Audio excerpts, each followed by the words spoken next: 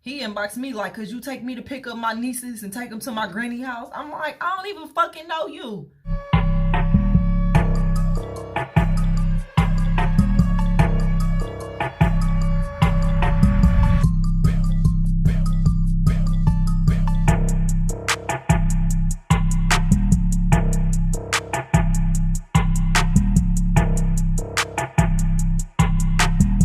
So I'm in this group, right, with a bunch of girls. I don't know them. It's just like a really fun group on Facebook. I'm a wine drinker. Everybody was like, get some Taylor Port. Girl, it's gonna have you on your ass and whoop you. You know the days you don't want to drink like vodka or tequila. I don't like vodka. I shouldn't have said that. I only drink tequila and I really don't do brown liquor. They was like, if you just want something a little stronger than wine, but you don't want to drink tequila, get some Taylor Port. I went and bought some Taylor Port. They got a couple different, it's a couple different flavors of this Taylor Port, but I just got one that I thought would speak to me. It tastes like a liquid raisin. It do. It tastes like a liquid raisin. And it's okay. I would drink it. It smells like it should be some Hennessy or something. Like it has a really strong alcohol like smell to it. But it has the smoothness of like a wine still. But it has the strength of like a light brown liquor. Like it's crazy. They definitely was not lying. When I sipped this, I was just drinking it. Cause you know I'm a drinker. You know when you a drinker, you don't be really thinking about too much. So I'm like, all right, I'm gonna pour me a wine. I'm gonna pour me a glass of wine. And I'm gonna clean my house up. Kid you not, I forgot that I was like sipping on the wine and I just was like, am I floating? It was a Taylor Port. I don't think I drunk enough to like feel like on my ass how they said I would feel, but I'm like, for it to be some wine, I definitely felt that. So, Taylor Port. Get you some Taylor Port. It's definitely worth having on your bar. Y'all know one thing that I can't like stand. I can't stand those type of people. And I think I'm speaking on this just because I feel like I've definitely had this type of person in my life. You know those people that just be like they'll sit in front of you and like damn near cry and complain about their life or whatever it is that they going through. You get what I'm saying? They'll let you know all about it, right? Let you know all about it. And then when you offer help, like, okay, I could do this for you, whoopie-woo, I got it, don't worry about it. You know, they politely, quick, fast, take your help. They take it, right? And then later on, you know, I don't know how this even come up, but it be those same people that just pretty much cried in your arms, telling you about what they don't got or, you know, they problem. Them be the same people that be like, oh, well, I didn't ask you to do it or you ain't have to do that. And it's just like, what the fuck, you know? When it come down to, I don't know, I just really, really, really hate people who do that type of shit. Like, well, I ain't asked you to do it. Like, yes, you damn near did. But technically they didn't. But that just goes to show you, like, people that got a kind heart, these people out here is really fucking, they finessing, and they got skills. They got them little manipulation skills that know how to play on your emotions. Where it's like, okay, they don't ask for shit, but they do a really good job putting that shit in your ear to where you're gonna offer, you know? And then why wouldn't I offer? If it's nothing to me and I got it and you need it, it's no big deal. But then turn around, them same people, they don't like to give credit where it's due. And it's not like you really even want the credit, but it's a different thing to be like, well, I didn't ask you to do it or I didn't need you to do it. It's like, damn, that's a slap in the face. And shit like that, I'll never understand. So pretty much my solution to that is I just stay away from, like, when people get the crying, you know what I'm saying? Unless you already done kind of showed me that you are there for me, or that you are a person that understands, like, okay, well, when you got good people in your life, you don't take them for granted, you know? Unless I know you already have the human decency of that, you know, I'm not really fond of just offering up my assistance no more, because that's a really bad feeling to, like, do this and that for somebody and then have them just kind of like basically spit in your face, you know, spit in your face. And that pretty much falls into the same category of those people who, you know, they ask to borrow something, and then when it's time to like pay back, it's never as easy as it was when they asked for the shit. You know, they gonna borrow, like, can I get this and that? I got you when I get paid on Friday. Like, they got a definite date for when they finna pay you back. It's a definite date for this, for that. Friday roll around. That's most niggas' payday. They don't say shit. You know what I'm saying? They don't say shit. Or I've noticed motherfucker just do something like real nice or simple for you, or end up, you know what I'm saying, buying you something. Y'all go out to eat or some shit. Here they go. You know what I'm saying? Because it's like, okay, let's just say you done, 9 times out of 10, you done let some time go by because you ain't the type that's gonna, where my money at on Friday. You know what I'm saying? No, you gonna just wait to see if they gonna give you your shit or not. They don't. Y'all end up going out, they treat you to some shit. And then you be like, all right, well, was you gonna pay me back? Oh, I thought this was gonna cover it. I hate people like that with a passion. Like, okay, so I done borrowed your ass, whoopty woo, you know what I'm saying? I done borrowed you this and that, and you think just because you did this and that, that's payment? I fucking hate that shit, bro. People are so manipulative. I'm starting to learn a little bit. I don't use it, but I recognize sometimes, you know, Atlanta slang and lingo when I hear it now. And that's all the girls warn you of. It's like, oh, be careful out here. These Atlanta men, they something else. They'll finesse you. They'll steal from you. Girl, they be having 4. They be having like 3 girlfriends. They'll have a wife, a family. And I'm like, shit. You know, they paint a picture that's just like so bad. And it's like, bro, I don't care about none of that shit. Because I feel like you can't be a better player than me. And I don't even really be on that shit. You know, when I'm single, I don't like do it in a mean way, but when I was younger, I was cutthroat. And I ain't saying that like I'm old, but I just mean a less better version of myself, younger. I didn't give a fuck. It was all about, you ain't finna get over on me. I'll show you. It's like the girls, the way they speak and stuff, and it's like I hear what they be saying, and it's definitely true. Like, that's what niggas be on. But sometimes that shit just don't apply to like everybody, because it's like, you got to be able to recognize game. One thing I wish my mom did was be so much more honest with me about the real world and dating and niggas. You know, and even some of her fucking life experiences. Because if she would have just been flat out, like, honest about what goes on out here, I could have started, you know what I'm saying? Like, started entering the dating world with just a different mindset. Other than go out here like, oh, I'm gonna meet a guy, we're gonna run off into the sunset, and we're gonna have a family, I'm gonna be married by 22. You know, it's like, bro, that was me. I didn't really have no bad experiences, but the little shits that I got involved with, bro, like, so much shit could have got avoided had my mama been honest. My mom, she's not really that emotional, you know? She's not emotional at all. That's why I feel like I might not be really like that deep emotionally. I am with myself, but it definitely feels weird to be like soft on the public, you know, out in public. I feel like had my mom been like more open with some of the shit she went through, I would have understood a lot more shit. But she wasn't. She gave me the most basic of the basic, you know what I'm saying, birth control. Then she didn't really push like, you know, let him have this and that. But maybe because I was young, but I was not even the type of chick, and I'm still not, and that's probably because of that. Like, I'm not the type that be trying to check for niggas because of their pockets. Now that I'm grown and my mom's influence has like less to do with me type shit, like, I know like the importance of having a nigga that got like, I guess, a foundation. You get what I'm saying? Like some type of plan with his life, some type of shit that he into. Scratch all that shit I was talking about, y'all. I gotta lay the foundation for y'all. I gotta let y'all know how this shit even all began.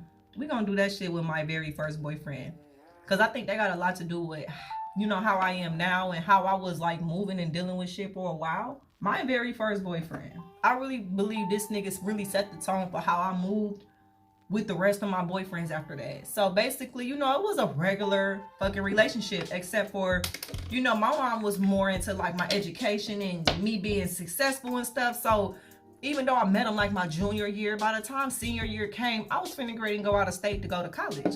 So of course I'm like, damn, I'm finna have to leave my boyfriend. You know, that was a sad little thing, but I still left.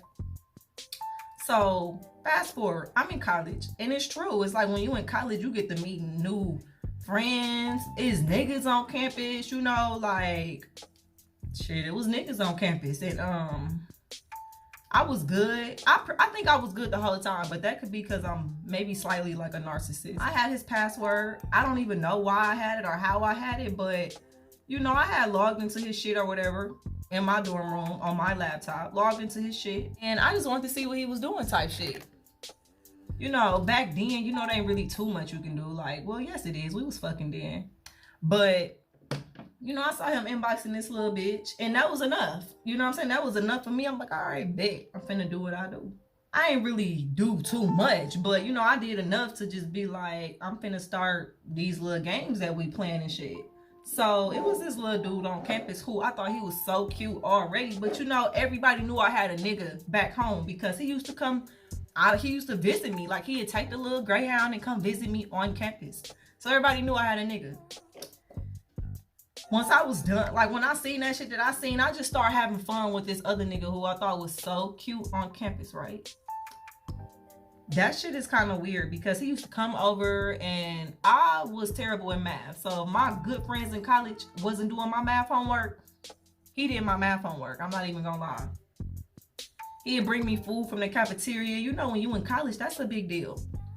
Now, we cuddled and shit. He came over. He started like, I think he slept with me like 2 nights. Not like sex, but he would like spend the night with me. It was 2 nights in a row. And it was one night where I'm like, okay, something could possibly fucking happen. You wanna know what turned me off? Is because when we was cuddling. Oh, you know what? Never mind. I can't share all this shit. Anyways, let me fast forward that.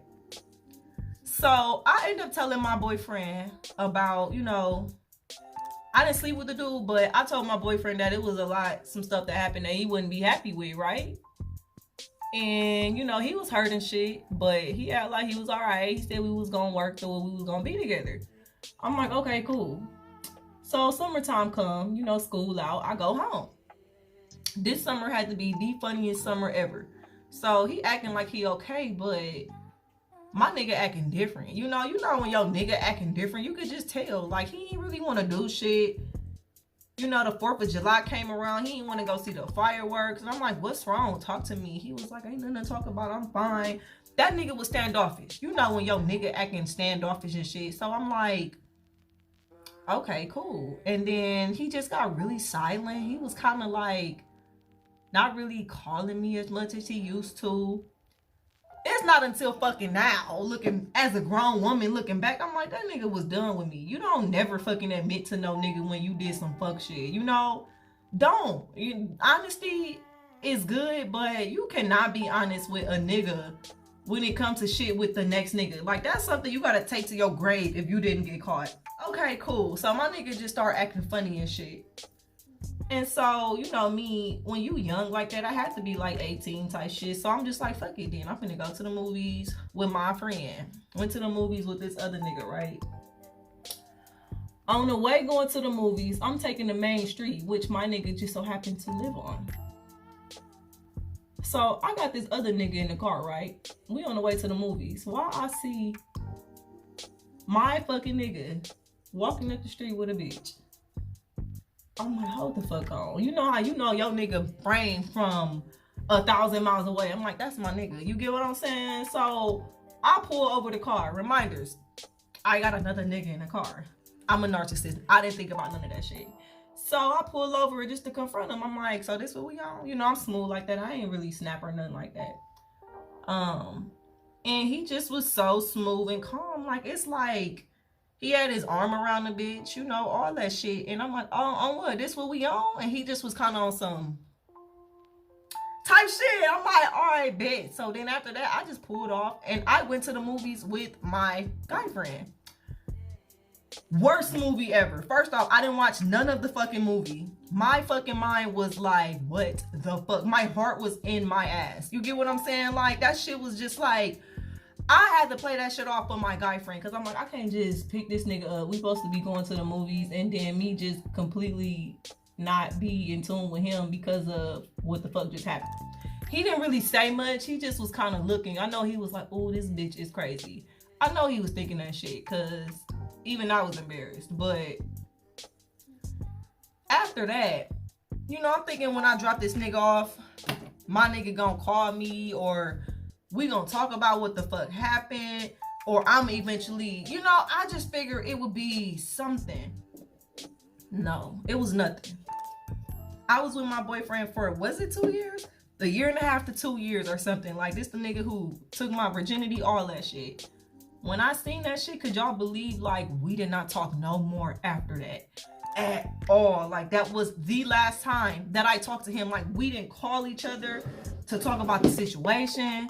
We didn't, it wasn't no text.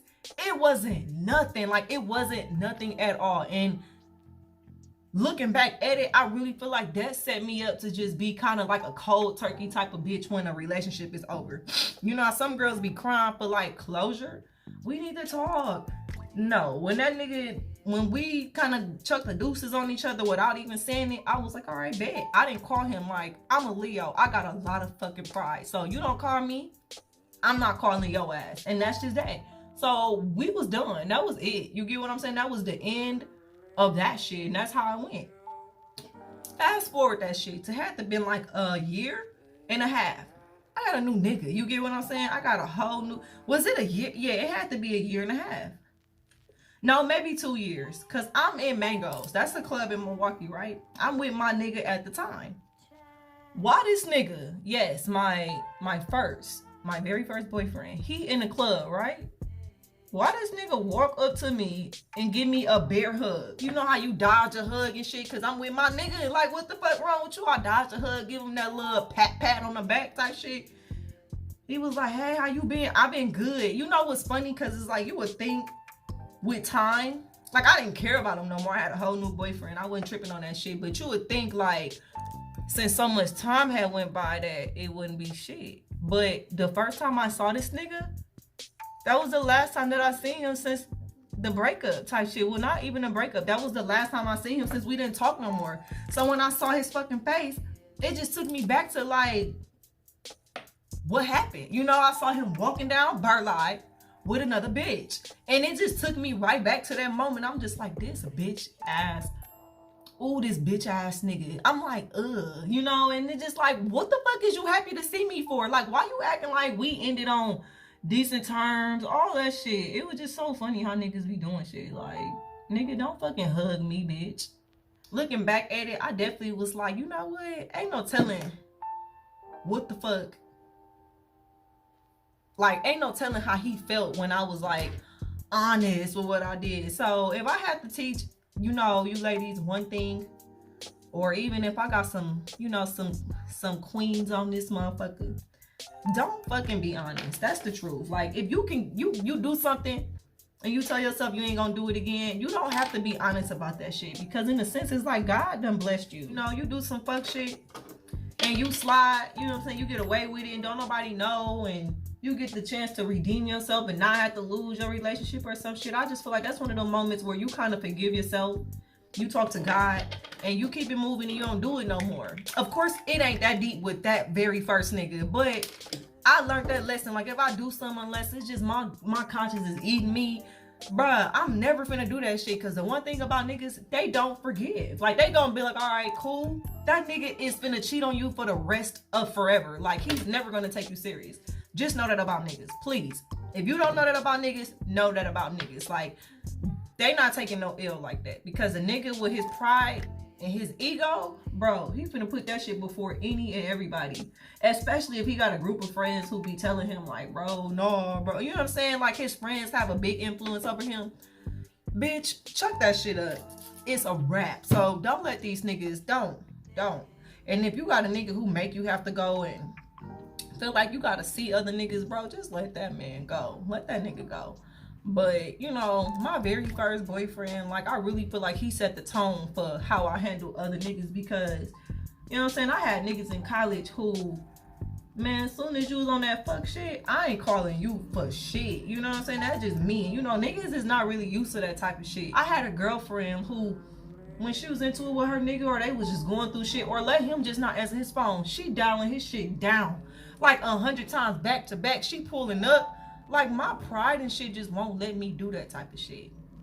It just won't, you know. And the times where I have done shit like that is because I probably did something wrong. You know what I'm saying? I'm trying to prove to my nigga, like, you can fuck with me type shit. Like, I've never just kind of been that type. So it's just like, I don't know. I just feel like we got more power than we fucking realize. And I think bitches just don't know that shit because we so busy chasing a nigga or thinking like, oh, he gonna leave. And it's just like, bro, I don't give a fuck. Like, you can leave. The fuck you gonna find better than me? And that's my attitude. And I'm not saying that a nigga can't do better. As far as me, it does me no fucking justice to be sitting up there thinking like, oh, my nigga gonna leave me and get with the next bitch. Like, my attitude be like, I don't give a fuck. You know what I'm saying? You can go ahead. Just make sure you don't come the fuck back when that shit ain't what you think it is. And that's just what it is. Like, the only time where I'm really finna try to like fix some shit is if I broke it. You get what I'm saying? Or if I know I was being a version of myself that wasn't the best. That's the only time I'm finna do some shit like that because hell fucking no. And that's how them niggas don't never ever ever stop cheating on y'all or leaving y'all or just treating y'all like y'all don't even fucking matter. And me, hell motherfucking no. How about this? I'm gonna just wet them. I'm gonna just wet my eyes a little bit. Yeah, I just feel like if we knew how much power we had and how it ain't, you know what I'm saying, unless your nigga just like one of these rich ass niggas, like, bro, bitches ain't just, maybe the low self-esteem bitches and shit, you know, but niggas ain't just out here, you know what I'm saying, catching bitches that's worth having, like, back to back to back. They not. And then if you and your nigga break up and he just like replace your ass, that simple bitch, he wasn't really worth keeping anyways. Now I'm just gonna take a brush and clean it up a little bit because it's glitter like higher than I wanted it to be. I'm gonna flat iron my hair just a little bit. Yeah, it's just like when he did that shit, it just made me be like, okay, this is how niggas do when they ready to leave you type shit. So that kind of just made me be like, all right, soon as a nigga get to acting real distant or he ain't talking, it ain't shit to talk about. So in a sense, it really made me have bad communication, which I didn't come to terms with that until maybe a year ago. And yeah, literally a year ago is when I came to terms with I have bad communication in my relationships. Like, and you don't understand how important that shit is. Like, you don't, when you young, that shit don't matter. None of that shit matter. But if you got an adult, like a parent, or just even a big sister who's being honest with you, man, you can learn so much game before you gotta really get out here and experience, like, you know what I'm saying, experience situations for yourself, even though they are the best teachers. But everybody don't bounce back from shit and get a second chance. Like, relationships get really deep. Like, people lose their life, people have babies, people get diseases, bitches get beat up by these niggas. You get what I'm saying? Like, even for the dudes, like, you get some of these girls pregnant who you should have never been messing with anyways. And it's just like, bro, so many life lessons come with relationships, and I don't think we taking them serious enough. Like, you gotta be willing to learn from your mistakes from this shit. And I didn't really know not a damn thing about who I was until like maybe at least with other people, like in relationships, like my role and shit, like until a year ago. Like, I'm like, all right, I can't talk to these niggas greasy, you get what I'm saying? Cause I got a mouth on me and you would be a bitch ass fuck nigga real quick, like for real. All niggas ain't gonna really, they're not gonna have that, you know what I'm saying? You get you a nigga that's, well, I don't think I had to call a nigga a bitch ass fuck nigga if he didn't deserve to be called a bitch ass nigga. So that's where I kind of, you know what I'm saying, that's where I'll be like, all right, it is what it is type shit. Because if you know what I'm saying, you a keeper, I'm not gonna lose your ass, I'm not gonna let your ass go anyway. So any nigga that I've lost, he wasn't worth fucking keeping anyway, so it ain't really a loss. But when you get to a certain place with yourself to where you know who you are and what you want, you know what kind of partner to look for. You know what to duck and dodge. Like, bruh, when I was like 19, this is when Facebook was really like, you know what I'm saying? Facebook was a little safer. The streets was a little safer. I used to take the city bus everywhere. You know, one nigga, who I started to see eventually, he became my boyfriend. I should have known what was red flag and what was not, but I didn't, because you got to go through shit to learn. And if somebody don't tell you, he inboxed me like, could you take me to pick up my nieces and take them to my granny house? I'm like, I don't even fucking know you. I should have knew, but I didn't. And so I did, you know, and he ended up being a cool boyfriend. I ain't even gonna lie. It didn't work, but that was my nigga. You know what I'm saying? That's still my nigga on the low. Hopefully this look good in the camera as it do in mine. It was a nice little talk, y'all. I'm feeling my Taylor port. So thank y'all for watching with me. Hopefully, you know, I'm gonna take a look. I do got some setting spray. Sometimes I don't feel like I need it, but I'm gonna use it just so y'all could, you know, see that I do kind of like complete it out. You know, if it's looking ashy on the camera, I don't be out here ashy. Make sure y'all subscribe and turn on y'all alerts so y'all can see when I drop videos.